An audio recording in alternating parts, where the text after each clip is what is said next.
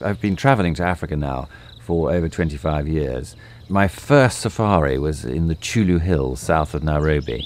And I remember we were driving along this wonderful plain in these very old Mark I, Mark II Land Rovers. And I saw my first giraffe galloping alongside the cars. It was a wonderful sight. I was very nervous before I went to Africa, thinking, oh God, there are going to be bugs and mosquitoes and it's not going to be easy to travel around. But once I'd been on safari, I got a different sort of bug. I just fell in love with Africa. And then a few years after that, I decided to actually go into organising safaris and holidays with my business colleague, Kate Theobald, hence the name Theobald Barber. And since we have been operating the safari business since 1992, I go to Africa 3 or 4 times a year to really check out each place, lodge, camp and destination to see whether they're going to suit the sort of safaris that we want to organise.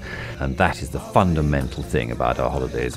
We know the places we're sending people to, and we can ensure that we make the best use of the client's time. There is something extraordinary about landing on a remote bush strip, and you get out of a light aircraft and you just have that tangible smell of Africa all around you, and the dust is there in clouds, the animals are galloping away. It's a very difficult thing to describe, but it is what makes me love Africa so much.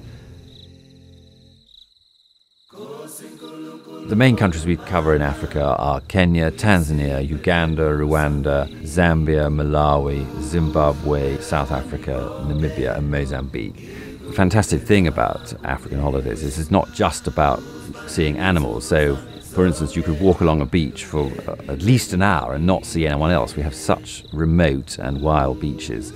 You could then go inland for an hour or two by road and walk and trek in spectacular scenery, and then end up in a gorgeous small hotel and eat, amazing food. You could be poled in a mokoro, which is a dugout canoe in the water channels of the Okavango Delta in Botswana, or be driven in a Land Rover across the Great Plains of the Serengeti. You might want to go trekking up a mountain such as Mount Kenya or Kilimanjaro or something in Uganda or Rwanda, or go and look at gorillas in Rwanda and Uganda, or perhaps go and listen to electrifying or indeed tragic tales about 19th century battles in KwaZulu-Natal in South Africa. And then, of course, you could go on to Safari Land and see the big 5: lion, leopard, elephant, buffalo and rhino. So there is a huge variety of things that people can do on our holidays.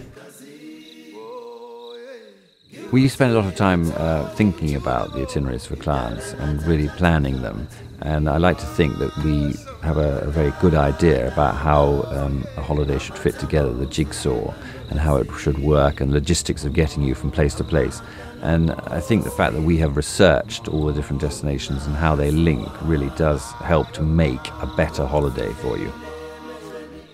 We do have a few little hideaways up our sleeves that very few people know about, and we have got, for instance, some fantastic private houses on the beach or indeed in the bush that are generally not marketed to the wider public, and so we like to keep these little gems for our clients. I love hearing about the feedback when clients come back from their holiday, and they sort of take the fact they're going to see animals as read.